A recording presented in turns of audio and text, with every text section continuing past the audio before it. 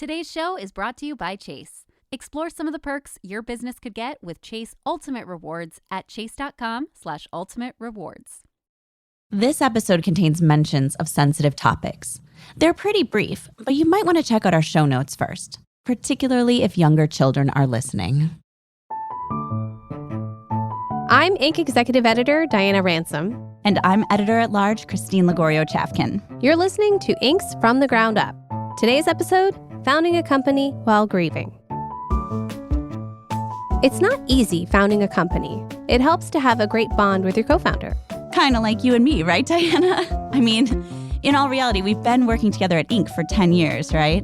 Yes, 10 years and 5 children between us. It's been a lot, of course. But that's not quite what I mean, Christine. Imagine starting a business from scratch after living through a deep trauma or a period of grieving like losing a loved one. Right. You definitely need a great foundation with your co-founder to start a company, but that is not the easiest thing to focus on while you're going through the grieving process. You might need, let's say, a real spark to start a business while you're going through something.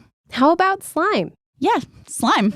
It sounds wild, but that's exactly what the two co-founders of the Sloomoo Institute, Karen Robinovitz and Sara Schiller, used to get through some of their darkest periods of their lives. We started by asking them specifically about this, and it got emotional pretty quickly. So slime actually came to me from a really personal place, and I'm about to get heavy. Okay. About 7 years ago, everything in my life blew up. I had been married for 14 years. We were going through a really tumultuous time, and we separated. And during that time, he passed away. And I had an enormous nervous breakdown.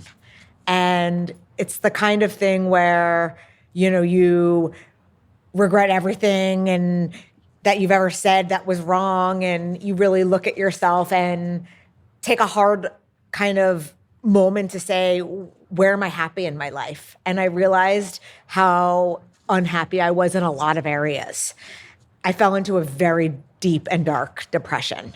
9 months later, I lost my cousin in the Parkland school shooting. And you are then struck with how you never know what's going to happen. And I was carrying so much pain and grief. I was not really leaving my house. I stopped working. I left my company. One day, my friend of about 25 or so years came by with her then 10-year-old daughter. Her daughter had slime with her. And I grew up with slime in the 70s, when it was the Mattel in the garbage can. It was my favorite thing as a child. There were many fights in my house about slime. There were probably many bad bangs haircuts because of the slime in my hair. And I said, oh, Maddie, I want to see your slime. I knew there was a zeitgeist. I knew there was a cultural movement around DIY. And I was curious about it. And I sat on the floor with her. And then all of a sudden, Melissa said, oh, well, we have to go. And I said, you just got here. She's like, you've been sitting on the floor with my daughter for 4 hours.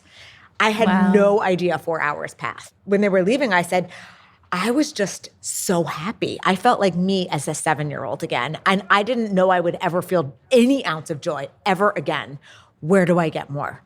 She gave me a list of all of these kids and what kind of slime they're known for. And, I'd already learned all the 15 textures and the nuances. By the way, at one point during our play date, I was outside on the street and she was on the roof of my building drizzling slime down for me to catch it. Like I became 7 again. And so I became what is known as a #adult slimer. And I said, Sarah, we've been friends for 16 years. And Sarah really showed up for me as a friend. In those moments, you see who your friends are. And Sarah had gone through really equally difficult times. So I said, I'm going to give it over to Sarah now, but I was like, I have to bring you slime. Yeah, so my journey is similar but different. I have 2 daughters. My older daughter, Samantha, was born with a rare genetic syndrome called Angelman syndrome. And a symptom is happiness. So she's really lovely and happy. And I think every parent wants that for their child. But she can't speak and she can't really do any activities of daily living. So she can't feed herself, get dressed, anything. And when you're an entrepreneur and you're a business person and a mover and shaker, when you have a child who needs full support, it changes everything, your whole view of the world. Fast forward 9 years ago, my husband, true love and partner, woke up at the age of 50 and had massive bilateral strokes. He ended up with brain damage. He can't speak. He needs full-time care to eat, to get dressed, and all those activities of daily living. And, Karen held Samantha when she was born and has been on this journey with me. When she came over, I also have a younger daughter who's 5 years younger. The four of us started playing, and we really realized that my severely disabled kid could play with slime just as well as the rest of us. And in particular with my little one, that you could really have good conversations with her because you were playing, but as a parent, you're kind of sneaking in, really talking about feelings and the situation, which for her was obviously really, really rough. Wow. I mean, it is fascinating that we're sitting here using our hands and having a conversation right now, but I feel like there's been this rise in awareness of ASMR and how that stimulates people's brains and the tactile feelings that certain kids, certain adults really gravitate to as sort of a therapy. Let's talk a little bit about that. And is there a benefit to this neon gooey stuff? I mean, the benefits, I think, first and foremost, boil down to the act of playing. There's a lot of scientific research around playing and what that does for the brain and how it can connect you to other people and to yourself and how it impacts feelings of loneliness. And we are living in an epidemic of mental health crisis and of loneliness and screen addiction. So that's one piece. I think the other is when you are really in your senses, and this is touch, sound, sight, because of how beautiful it looks, and smell, it's really hard for your brain to start going into all the story and all the anxiety. That keeps you present and in the moment and provides this amazing escape. And I feel connected to both of you because we've been walking around touching slime, and I feel like I've been getting to know you based on what you've been experiencing and what smells you like and what colors you gravitate towards. And there's also a lot to be said for color therapy. Interesting. So how did the slime actually help you? Obviously you felt it was to some degree cathartic, right, to play with the slime. But I mean, you had also sought out therapy over the years. Oh, I was in therapy. I went on antidepressants.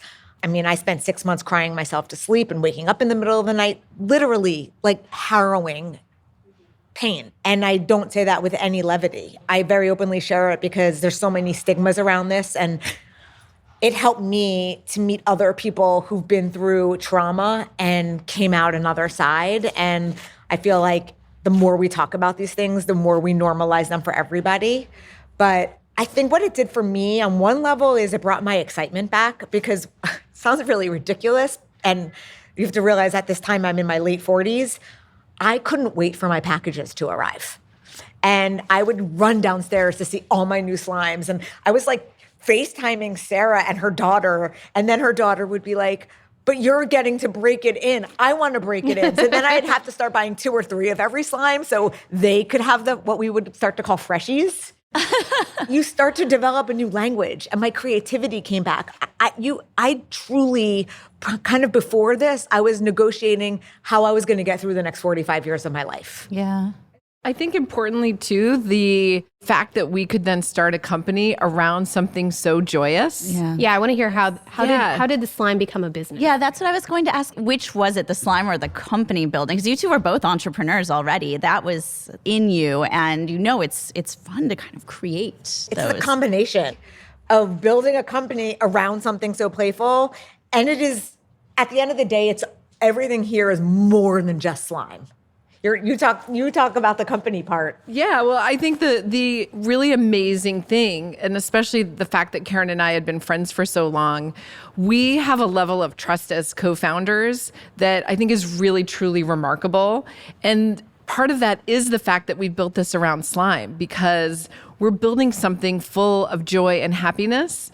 And so every morning when we wake up, we know we're doing something really fun and incredible, like walking in here at 8 this morning to do an interview. We're happy about it because we're playing with slime. So And I think the fact that we had such a great friendship that then was centered on slime allowed us to build the company very, very quickly. Okay, but let's walk us back to that first day where you were like, okay, I Let's love bring slime. this to people. What is Start this? a business around it. Like, how did that go? I mean, we were playing so much about and talking about slime, and then we started to get fantastical, and we would be imagine Cause doing a slime, an artist, or imagine a fashion designer, or imagine, we're making this up, Taylor Swift is coming out with a new fragrance and we launch a slime that smells like it because every tween in the universe will want it. And then we were like, this is so much magic. We have to bring this to people. Literally without even thinking, Sarah called her broker that she's been working with for a decade plus. I called the guy that I do all of my branding work with over the years. We went and found a lawyer. We were like, we'll draw up legal papers. She's looking at real estate. I'm working on what do we want a brand to physically look like so we could start to go over logos together. We share such a strong aesthetic that if you put us in two different rooms and gave us all the same paint chips, we would pick the same colors. Yeah, you also both have the same sidekick, apparently. We do it. Wow. And what's the name? Frou. Frou. Okay. So, but the thing is that we knew we wanted to do an experience, and at this time, Museum of Ice Cream had launched. And so we were like, we'll do a 6-month pop-up and then float it around. But the first idea was really, let's do something for 6 months. We raised money, small amount of money, and opened our doors very, very quickly. So it was a year from us sitting around the kitchen table dreaming this to opening the doors with full-on branding, staffing, building all of this world. The first day, we had 3,000 people, and we looked at each other, and we just knew. We were like, we're going to need a bigger boat. Yeah, that we were onto something, right? We knew slime was unbelievable. We knew people would love it. We had no idea how impactful it was going to be and how people were going to gravitate towards it. Mm-hmm. Did you start in this space? I mean, we are Yes. in SoHo in New York City. This is a big space. The real estate must have been very expensive, must be very expensive. How many people do you get in here a day these days? And it's an experience that's a little more than just touching the slime, right? There's a whole scentscape. There's an entire room of really beautiful, immersive, soothing videos. There's a room where it's day glow and you're dancing and you're turning into a slimy avatar by an interactive video, and then you can throw virtual slime. There's kinetic sand. You can walk on a lake of slime, take your shoes off and dance and walk on slime. Amazing. There's alcohol wipes. Yeah. But most importantly for us is every person who comes can make their own slime and they leave with it.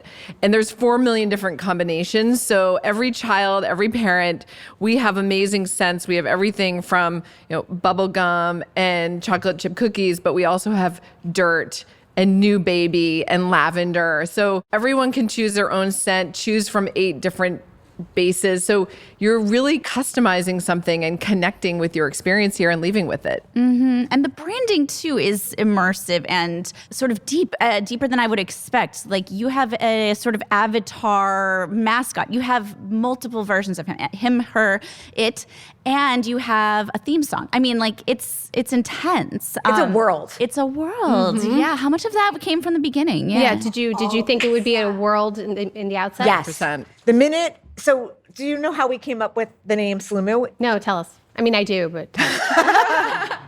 But no. There was a really funny trend in 2017 in the slime community, which is rampant. And people were saying, replace the vowels of your name with OO. That's your slime name. Okay, so I have a question for you. My name is Diana, so I have 2 vowels right next to each other. Duunu. So, Duunu. So it's like, oh, what are you doing this weekend? We're going to Duunu. Sounds like an island. Yeah. And the minute we said slime is Sloomoo, That was the name we of were the like, company. that is so. It's also trademarkable. That's not a real word, Right. So we were like, we could get the trademark. We were like, it's an institute because this is all science. This is a science lesson. Like it was just Black History Month. And throughout the whole space, we had really amazing, what we're calling SLU science facts. And it was all facts around incredible Black innovators, scientists throughout time. We'll do it for Women's History Month. Like, we're weaving in a way to learn while you're playing. Secret STEM experiments, right? This is a non-Newtonian particle, which we were talking about before, and it has a lot of special traits. And I think slime also really attracts girls for some reason. And I love the fact, as a mom of 2 girls, that it can be cool to be into science.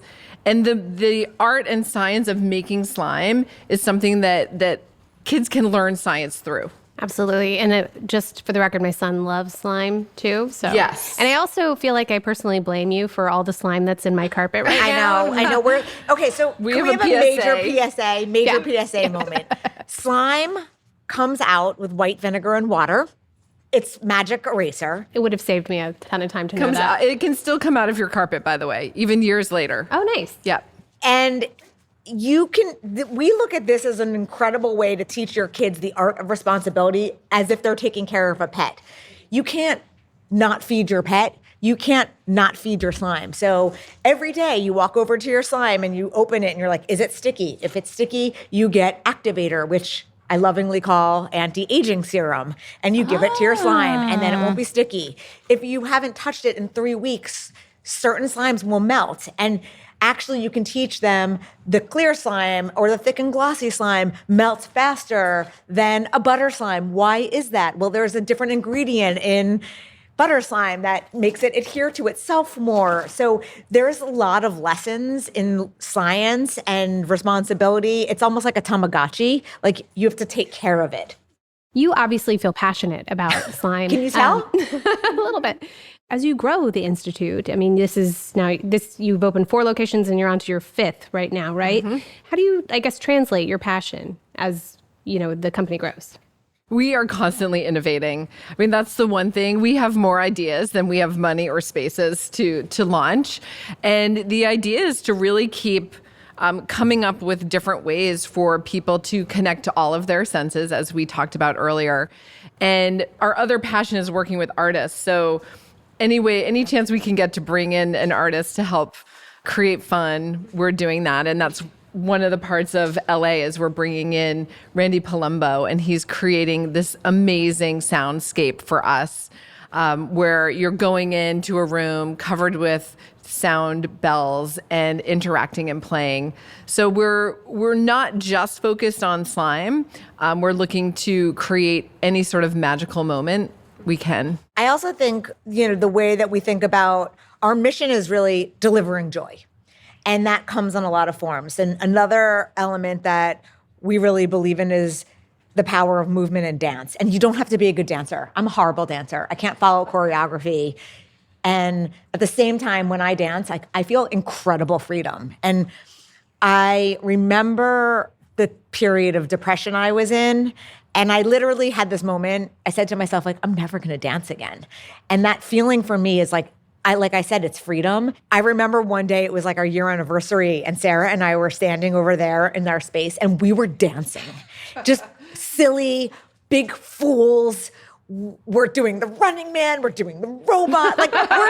We're like that bad moment on Friends of like the Ross and Rachel routine. Like, that's what we were like. And it doesn't matter because you're feeling joyful. So we have a theme song.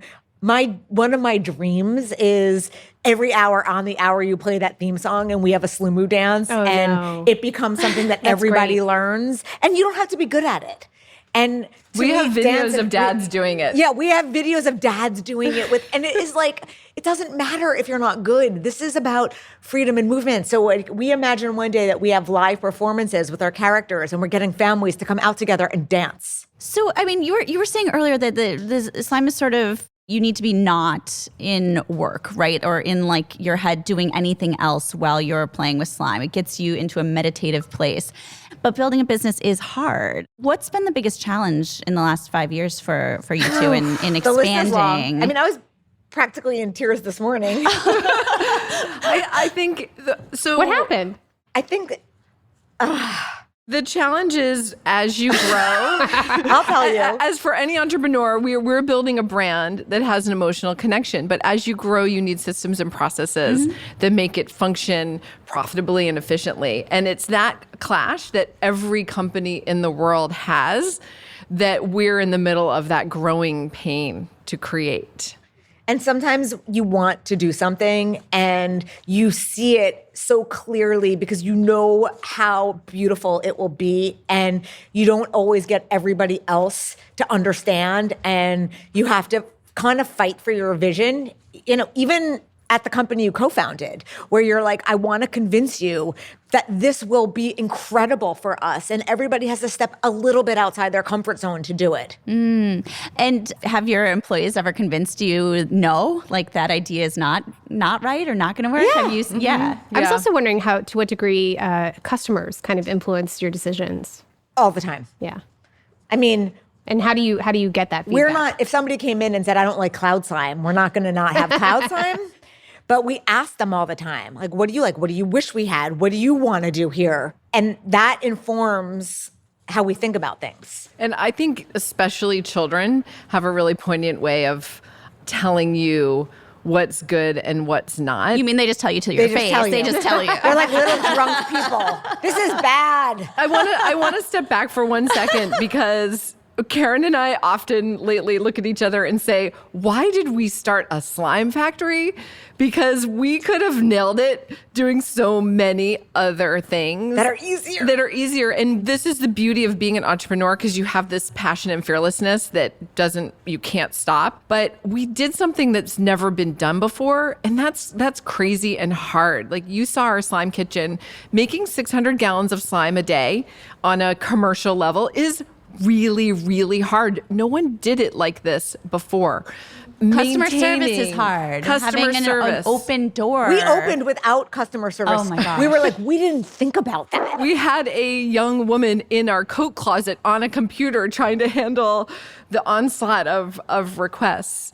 But once I think you get to the point where we are now, where we have 4 locations and a lot of momentum and 500,000 guests last year, I think it does help us continue to innovate, because what we've done has been successful. So let's go, team.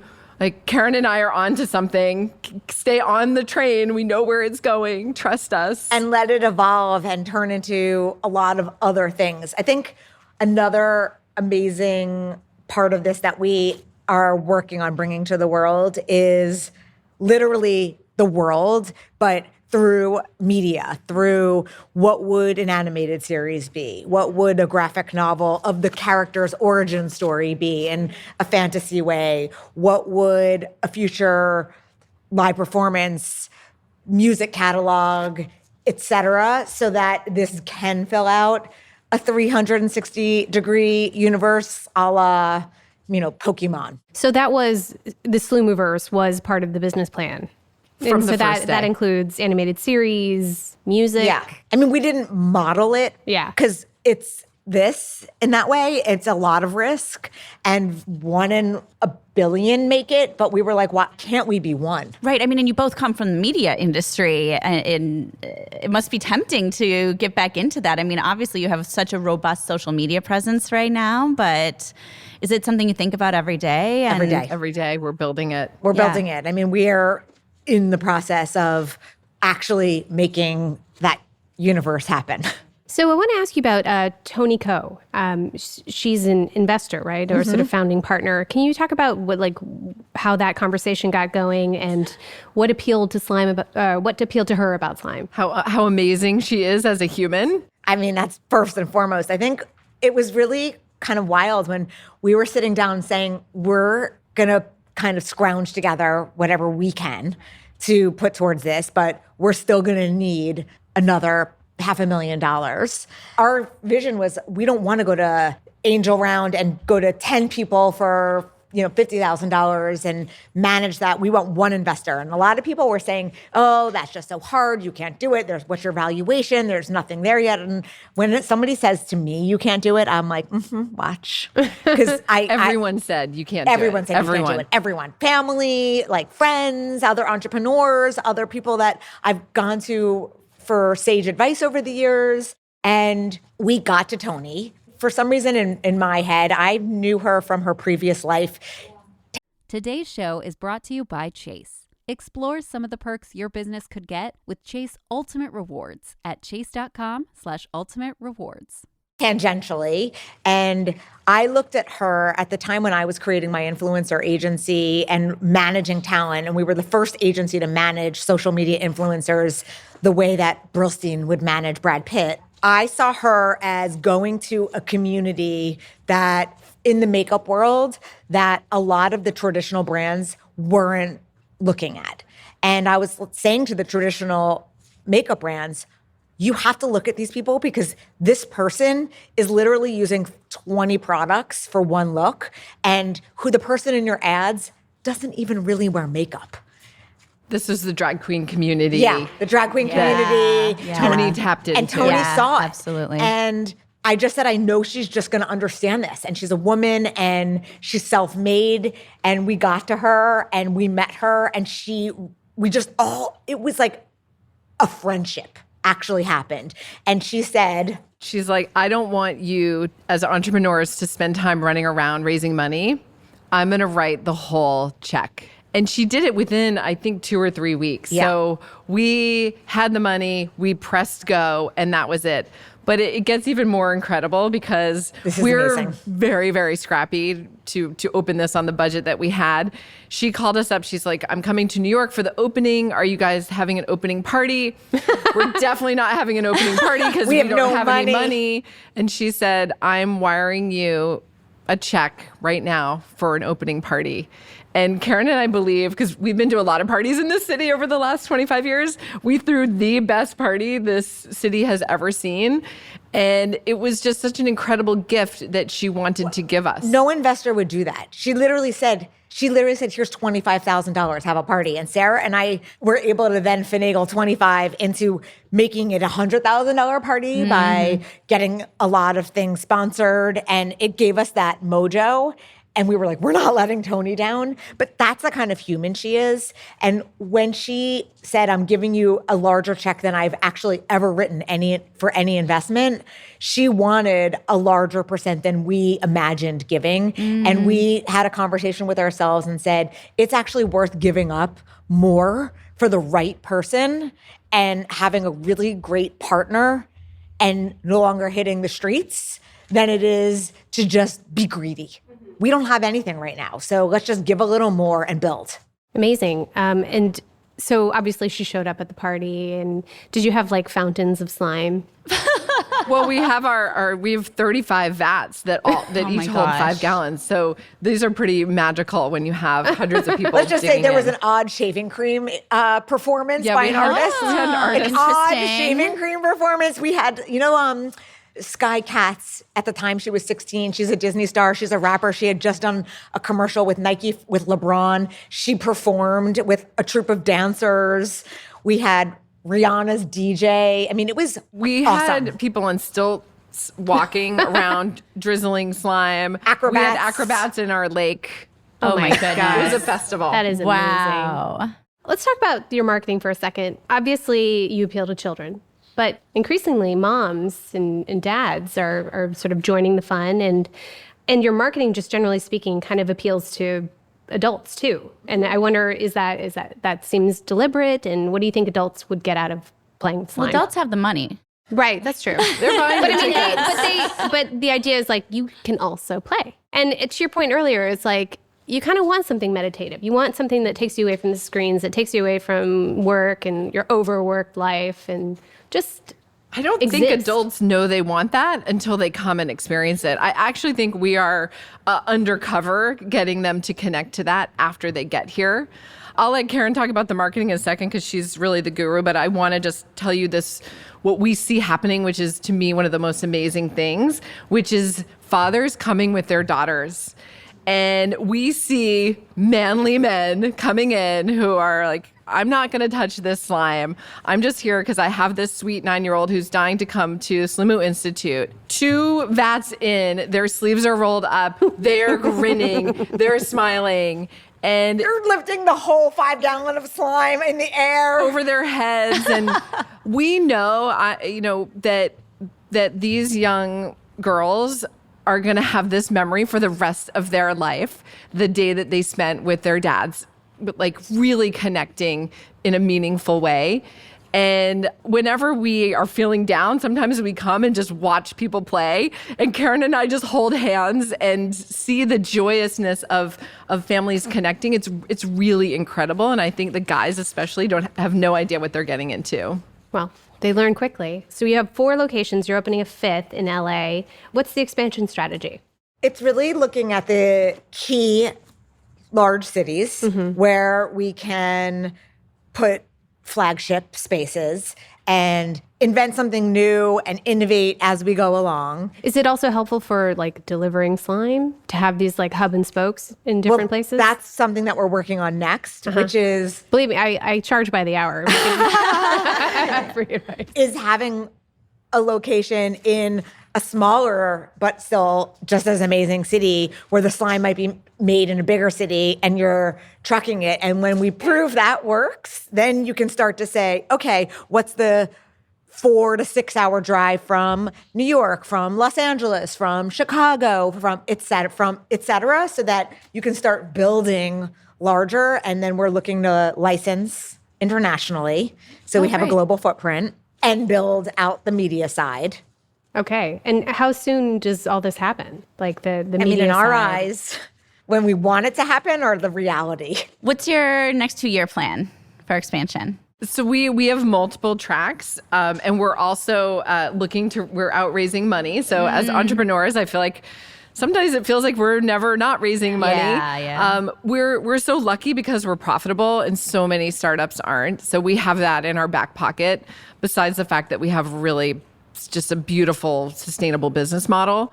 But we're looking to do both prongs. So continue on the physical experiences while we start to build out this animated musical world of Sloomoo online. So we're going to do both. And I guarantee at the end of 2 years, we're going to have some pretty exciting content out there that will go hand in hand with the spaces expanding. How many spaces are you imagining? Just give me a hopeful number. From a large space at least 10. 10. And then you recently embarked on a, sunshine tour? Sunshine tour. Yeah. It's dark out there. We want to bring sun. This is sunshine. What happened? What'd you do during the tour? We landed in Detroit, which is an amazing We city. need sunshine in Detroit. Yes. Yeah. And we had a whole team with us. We had a big yellow truck, and they were driving around the city handing out slime. We were running into different TV studios and radio studios saying, like, get slime, come and play. We have a space in Chicago that's absolutely gorgeous, and it's really, people can drive there. And we're saying, like, take your family, go on a trip, get out of your house for the weekend and make Sloomoo part of that. So one of the things that we like to tell other entrepreneurs is that you can, from day one, wrap into your business things that are important to you and things that are meaningful. And I think because we started Sloomoo in our late 40s, we didn't think twice about including our passion projects into the fabric of the company. So we give back to mental wellness through Goldie Hawn's Mind Up Foundation, and they're an integral part of our philanthropy. But we also have an amazing initiative around hiring neurodiverse adults. And this started with just one guy and has grown to be up to 5 or 6 people in every location. We're actually working to partner more closely with the organizations that support adults with different special needs to help us find the right people and find the right jobs. We call this our secret weapon, which now it's out there, so it's probably not so secret, because we have such a loyal workforce in a time when there's a fight for labor. Yeah. And the people working for us feel like they have a career here, and that since 85% of adults with autism don't have jobs, we're providing opportunities for them that they can't get anywhere else. More importantly, and an interesting couple layers, is that having a really diverse workforce makes everyone better. You treat people with more respect, with more dignity. Patience. More patience. You're more apt to describe things or help people in different ways. And then when we have visitors and guests coming in, we're tapping into the entire population. So we have families that are coming in with special needs, and they're seeing people who look like their own kids, or kids are seeing themselves working, and it's providing hope. And it's subconscious. We never intended that. We didn't even know that was going to happen. And it just happened, and it's been remarkable. And now we're really proponents of, like, any company can start, anyone can start with just one person, and you don't know where it's going to take you, but it can change people's lives. And you can start by having a charity partner. It doesn't mean you have to give away like so much, but if those causes are important to you, I think. And you can weave them into your world in a really authentic way, because this speaks to our personal lives and it makes us feel much more purposeful, and we support each other's causes and visions. I think one of the most beautiful stories was the day we opened Houston. The first girl who walked in the door is somebody who has Down syndrome. And she was talking to somebody who works with us and heard about this part of our business, and then looked around and said to her mom, this means I could get a job. Oh my God. Like, chills. Really?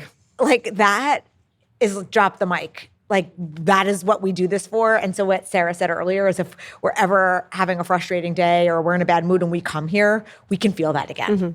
I was also noticing on your website, obviously, you put it out there about your own traumatic experiences before you started Sloomoo. Do you feel like telling your story has resonated with your customers? Have they told you that? Yes. And is that part of the reason why you tell people? Well, they tell us this, and then they share their own stories. For me, I do it because I had a lot of support from women who lost their husbands to mental health.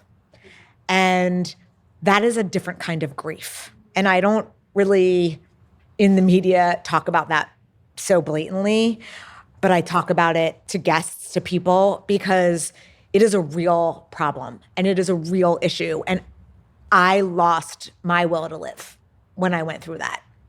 And I believe that in sharing that, it can help one person. And then makes it worth it.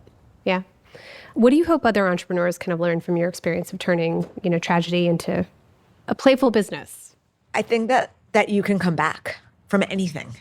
You really can. I think that it's really easy to say, I said it. I literally said to Sarah, I have no life again. What am I going to do? And she was like, you'll build again. Yeah, it's this idea that don't give up hope. And for me in particular, with two girls, I want them to see that, you're going to come, every one of us comes across really hard obstacles, but you can get up, shake it off, and just keep moving forward, because you don't know where you're going to end up. And look where we've ended up. It's really incredible. It's a remarkable journey.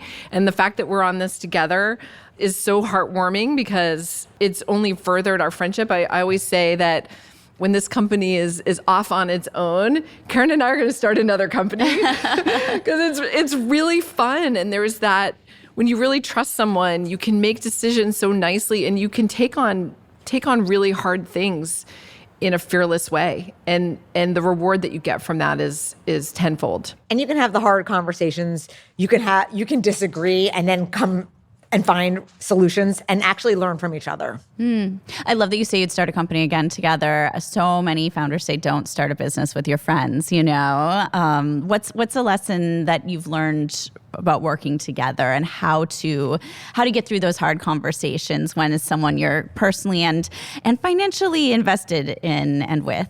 I think it helps that we started it in our late 40s. And we're both, I say, like, realized beings, right? Like, You're actualized. We've done the work. Put it out there. Like, it's don't go to bed angry. Yeah. We're at that level. So we have disagreements, and but we just work through them. Like, like anyone would. So it can be done, but you have to really make sure the communication is as high as possible. It's a marriage.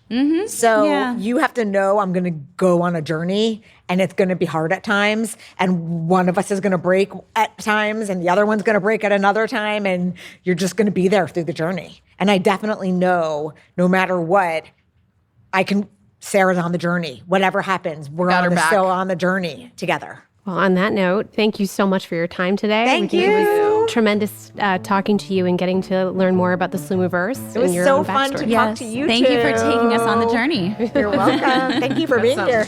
Yes. Oh, wow. That's all for today's episode of From the Ground Up. Be sure to subscribe on Apple Podcasts, Spotify, or your podcast platform of choice. Also, if you like this episode or have suggestions of what topics you'd like to hear about, leave us a review on Apple Podcasts or reach out to us on Inc.'s social channels on LinkedIn, Instagram, and the app formerly known as Twitter. From the Ground Up is produced by Julia Hsu, Blake Odom, and Avery Miles. Mix and sound design by Nicholas Torres. Our executive producer is Josh Christensen. Thank you for listening, and we will see you next week.